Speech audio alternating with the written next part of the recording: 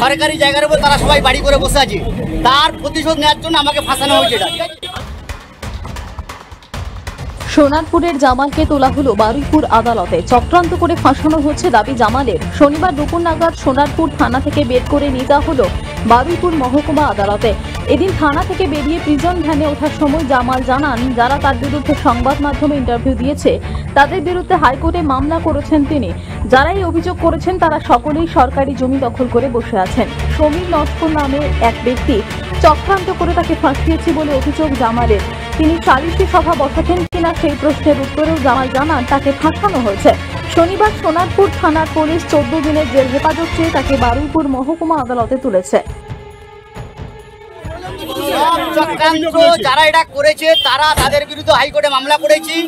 যারা বাইট দিয়েছিল তাদের বিরুদ্ধে 62/24 হাইকোর্টে মামলা করেছি। সরকারি জায়গার উপর তারা সবাই বাড়ি করে বসে আছে।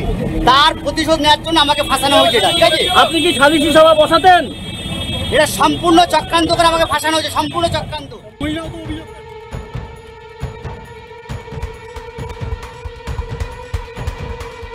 দক্ষিণ 24 পরগনা থেকে বাবলু প্রামাণিকের রিপোর্ট, টিভি নিউজ 10।